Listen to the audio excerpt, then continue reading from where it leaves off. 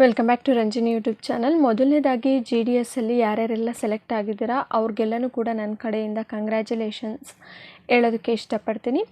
So ರಾತ್ರಿಯೇ GDSದು first merit list declare ಆಯಿತು. ಆದ ತಕ್ಷಣ ನಾನು ನಿಮಗೆ ವಿಡಿಯೋ ಮಾಡಿ ತಿಳಿಸಿದ್ದೆ.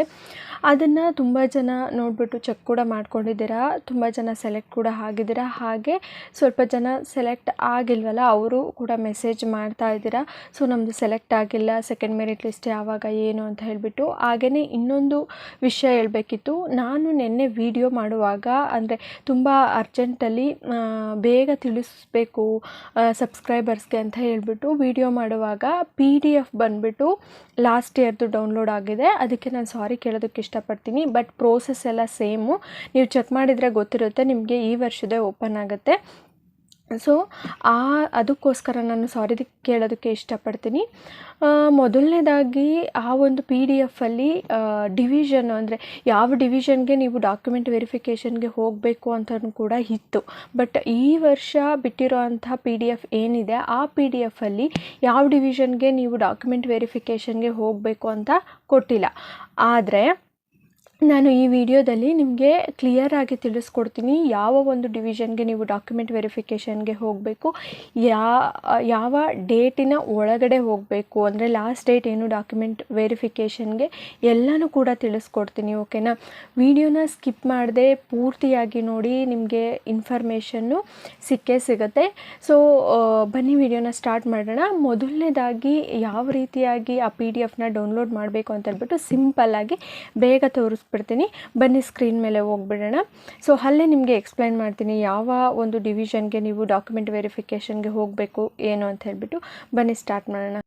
ಸೊ ಮೊದಲನೇದಾಗಿ ನೀವು ಗೂಗಲ್ ಅಪ್ಲಿಕೇಶನ್ನ ಓಪನ್ ಮಾಡ್ಕೊಳ್ಬೇಕಾಗತ್ತೆ. ಗೂಗಲ್ ಮೇಲೆ ಹೋಗ್ಬಿಟ್ಟು ನೀವು ಸರ್ಚ್ ಬಾರಲ್ಲಿ GDS ಅಂತ ಹೇಳ್ಬಿಟ್ಟು ಟೈಪ್ ಮಾಡ್ಕೊಳ್ಳಿ. GDS ಮೇಲೆ ಕ್ಲಿಕ್ ಮಾಡಿದ್ದಾದಮೇಲೆ ಈ ರೀತಿ ಕೆಳಗಡೆ second option GDS online engagement ಅಂತ ಒಂದು ಆಪ್ಷನ್ ಬರುತ್ತೆ, ಅದ್ರ ಮೇಲ್ಗಡೆ ಕ್ಲಿಕ್ ಮಾಡ್ಕೊಳ್ಳಿ. ಕ್ಲಿಕ್ ಮಾಡಿದಾಗ ನಿಮಗೆ ಹೊಸದಾದಂತಹ ವೆಬ್ಸೈಟು ಓಪನ್ ಆಗುತ್ತೆ. ಸೊ ಈ ವೆಬ್ಸೈಟಲ್ಲಿ ನೋಟಿಫಿಕೇಷನ್ ಅಂತ ಬರುತ್ತಲ್ಲ, ಅಲ್ಲಿ ಕೆಳಗಡೆ ಸ್ಕ್ರೋಲ್ ಮಾಡಿ ಶಾರ್ಟ್ ಲಿಸ್ಟೆಡ್ ಕ್ಯಾಂಡಿಡೇಟ್ಸ್ ಅಂತ ಬರುತ್ತೆ. ಇಲ್ಲಿ ನಿಮ್ಮ ಸರ್ಕಲ್ನ ಸೆಲೆಕ್ಟ್ ಮಾಡ್ಕೊಳ್ಳಿ. ಕರ್ನಾಟಕ ಅಂತ ಸೆಲೆಕ್ಟ್ ಮಾಡ್ಕೊಂಡ್ಮೇಲೆ ಇಲ್ಲಿ ಡೌನ್ಲೋಡ್ ಎಗೈನ್ ಮೇಲೆ ಕ್ಲಿಕ್ ಮಾಡ್ಕೊಳ್ಳಿ. ಡೌನ್ಲೋಡ್ ಎಗೈನ್ ಮೇಲೆ ಕ್ಲಿಕ್ ಮಾಡ್ಕೊಂಡಾಗ ಈ ವರ್ಷದ PDF ಓಪನ್ ಆಗುತ್ತೆ. ಓಕೆನಾ? ಸೊ ಅದನ್ನು ನೀವು ಚೆಕ್ ಮಾಡ್ಕೊಳ್ಬೇಕಾಗತ್ತೆ. ಈಗ ನಾನು WPS ಅಲ್ಲಿ ಓಪನ್ ಮಾಡ್ಕೊತೀನಿ. ಸೊ ಓಪನ್ ಮಾಡ್ಕೊಂಡಿದ್ದಾದಮೇಲೆ PDF ಈ ರೀತಿ ಓಪನ್ ಆಗುತ್ತೆ. ಸೊ ಇದು ಈ ವರ್ಷದ PDF. ಇದರಲ್ಲಿ ಯಾವ ಡಿವಿಷನ್ಗೆ ನೀವು ಡಾಕ್ಯುಮೆಂಟ್ ವೆರಿಫಿಕೇಷನ್ಗೆ ಹೋಗಬೇಕು ಅಂತ ಹೇಳ್ಬಿಟ್ಟು ಕೊಟ್ಟಿಲ್ಲ. ಓಕೆನಾ? ಲಾಸ್ಟ್ ಇಯರ್ ಎಲ್ಲ ಇತ್ತು, ಲಾಸ್ಟ್ ಇಯರ್ವರೆಗೂ ಕೂಡ ಕೊಡ್ತಾ ಇದ್ರು ಇದೇ PDF ಅಲ್ಲಿ. ಬಟ್ ಈ ವರ್ಷ ಕೊಟ್ಟಿಲ್ಲ. ನಾನು ಅದ್ರ ಬಗ್ಗೆ ಕ್ಲಾರಿಟಿ ಕೊಡ್ತೀನಿ. ನೀವು ಇಲ್ಲಿ ನಿಮ್ಮ ರಿಜಿಸ್ಟರ್ ನಂಬರು ಹಾಗೆ ನಿಮ್ಮ ಪರ್ಸಂಟೇಜು, ನೀವು ಹಾಕಿರುವಂಥ ಪ್ಲೇಸಸ್ ಯಾವುದ್ಯಾವುದು ಎಲ್ಲ ನೋಡ್ಕೊಂಬಿಟ್ಟು ಚೆಕ್ ಮಾಡಿಕೊಂಡು ಕನ್ಫರ್ಮ್ ಮಾಡ್ಕೊಳ್ಳಿ ನೀವು ಸೆಲೆಕ್ಟ್ ಆಗಿದ್ದೀರೋ ಇಲ್ವೋ ಅಂತ ಹೇಳ್ಬಿಟ್ಟು. ಹಾಗೆ ನಾನಿಲ್ಲಿ ನಿಮಗೆ ತೋರಿಸ್ತೀನಿ.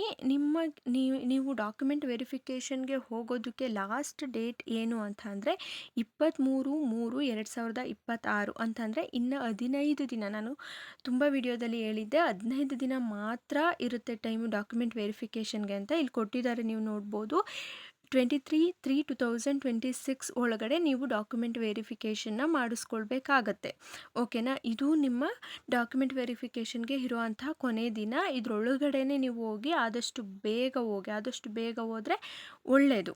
ನೆಕ್ಸ್ಟ್ ಬಂದುಬಿಟ್ಟು ನೀವು ಪ್ರತಿಯೊಂದು ಡಾಕ್ಯುಮೆಂಟ್ಸನ್ನು ಕೂಡ ಒರಿಜಿನಲ್ ತೊಗೊಂಡೋಗ್ಬೇಕಾಗತ್ತೆ. ಇಲ್ಲಿ ನೋಡ್ಬೋದು, candidate should report with original copies and 2 sets of photo copies of all the relevant documents. ಒಂದು ಒರಿಜಿನಲ್ ಕಾಪಿ ಮತ್ತು 2 ಜೆರಾಕ್ಸ್ ಕಾಪಿನ ತೊಗೊಂಡು ಹೋಗಬೇಕಾಗತ್ತೆ. ಓಕೆನಾ? ಸೊ ಇದಿಷ್ಟು ಡಾಕ್ಯುಮೆಂಟ್ ವೆರಿಫಿಕೇಷನ್ಗೆ.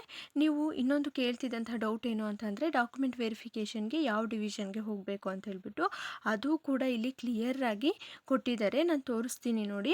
ಇಲ್ಲಿ ಮೇಲ್ಗಡೆ ಏನು ಲಾಸ್ಟ್ ಡೇಟ್ನ ಮೆನ್ಷನ್ ಮಾಡಿದ್ದಾರೆ ಅಲ್ಲಿ ಪೂರ್ತಿಯಾಗಿ ಹೇಳಿದ್ದಾರೆ ಅವರು. ಸೊ ನಾನು ತೋರಿಸ್ತೀನಿ, ಒಂದು ನಿಮಿಷ.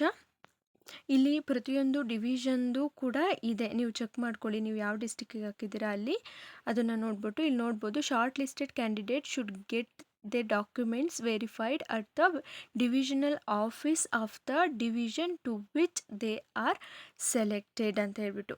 ಅಂದರೆ ನೀವು ಯಾವ ಡಿವಿಷನ್ನಲ್ಲಿ ಸೆಲೆಕ್ಟ್ ಆಗಿರ್ತೀರ ಅಲ್ವಾ, ಆ ಡಿವಿಷನಲ್ ಆಫೀಸಿಗೆ ಹೋಗ್ಬಿಟ್ಟು ಡಾಕ್ಯುಮೆಂಟ್ ವೆರಿಫಿಕೇಷನ್ನ ಮಾಡಿಸ್ಕೊಳ್ಬೇಕಾಗುತ್ತೆ. ಫಾರ್ ಎಕ್ಸಾಂಪಲ್, ನೀವು ತುಮಕೂರಲ್ಲಿ ಹಾಕಿದ್ದೀರಾ ಅಂತ ಅಂದರೆ ತುಮಕೂರು ಡಿವಿಷನಲ್ ಆಫೀಸ್ ಅಂದರೆ ತುಮಕೂರಲ್ಲಿ ಇರೋವಂಥ ಆಫೀಸ್ ಇರುತ್ತೆ, ಆ ಒಂದು ಆಫೀಸಿಗೆ ಹೋಗ್ಬಿಟ್ಟು ನೀವು ಡಾಕ್ಯುಮೆಂಟ್ ವೆರಿಫಿಕೇಷನ್ನ ಮಾಡಿಸ್ಕೊಳ್ಬೇಕಾಗುತ್ತೆ. ಫಾರ್ ಎಕ್ಸಾಂಪಲ್, ನೀವು ತುಮಕೂರಲ್ಲಿ ಇದ್ದೀರಾ ಬಟ್ ಬಾಗಲಕೋಟೆಗೆ ಹಾಕಿದ್ದೀರಾ ಅಂತಂದರೆ ಬಾಗಲಕೋಟೆಯಲ್ಲಿ ನೀವು ಸೆಲೆಕ್ಟ್ ಆಗಿದ್ದರೆ ಬಾಗಲಕೋಟೆ ಡಿವಿಷನಲ್ ಆಫೀಸ್ಗೆ ಹೋಗ್ಬಿಟ್ಟು ನೀವು ಅಲ್ಲಿ ವೆರಿಫಿಕೇಷನ್ನ ಮಾಡಿಸ್ಕೊಳ್ಬೇಕಾಗತ್ತೆ.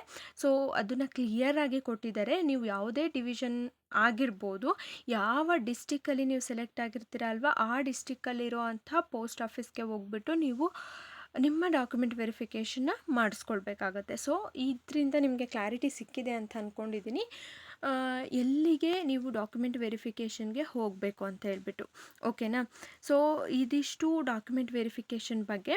ನೆಕ್ಸ್ಟು ಡಾಕ್ಯುಮೆಂಟ್ಸ್ ಏನೇನೆಲ್ಲ ನೀವು ತೊಗೊಂಡು ಹೋಗಬೇಕು ಅಂತ ಹೇಳ್ಬಿಟ್ಟು ನಾನು ನೆಕ್ಸ್ಟು ವಿಡಿಯೋ ಕೂಡ ಮಾಡ್ತೀನಿ, ಅದರಲ್ಲಿ ನಿಮಗೆ ತಿಳಿಸ್ಕೊಡ್ತೀನಿ. ಸೊ ಇವಾಗ ನಿಮಗೆ ಕ್ಲಾರಿಟಿ ಸಿಕ್ಕಿರುತ್ತೆ ಯಾವ ರೀತಿಯಾಗಿ ಡಾಕ್ಯುಮೆಂಟ್ ವೆರಿಫಿಕೇಷನ್ಗೆ ಎಲ್ಲಿಗೆ ಹೋಗಬೇಕು ಅಂತ ಹೇಳ್ಬಿಟ್ಟು. ಅದಾದಮೇಲೆ ಈ ಸರ್ತಿ ಏನು ಕಟ್ ಆಫ್ ಇದೆ ಅದನ್ನು ನೋಡಿದ್ರೆ ಒಂದು ಸ್ವಲ್ಪ ಖುಷಿ ಆಗುತ್ತೆ. ಯಾಕೆಂತಂದರೆ ಕಂಪೇರ್ ಮಾಡಿದ್ರೆ 2-3 ವರ್ಷಗಳಿಂದ ಬಿಡ್ತಿದ್ದಂತಹ ರಿಸಲ್ಟ್ ಏನಿತ್ತು ಆ ರಿಸಲ್ಟಿಗೆ ಕಂಪೇರ್ ಮಾಡಿದ್ರೆ ಕಡಿಮೆನೇ ಇದೆ.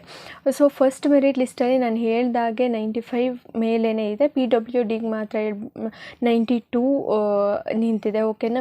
ಸೊ ಸೆಕೆಂಡ್ ಮೆರಿಟ್ ಲಿಸ್ಟಲ್ಲಿ ಇನ್ನೂ ಕೂಡ ಕಡಿಮೆ ಆಗುತ್ತೆ, ವೆಯ್ಟ್ ಮಾಡಿ.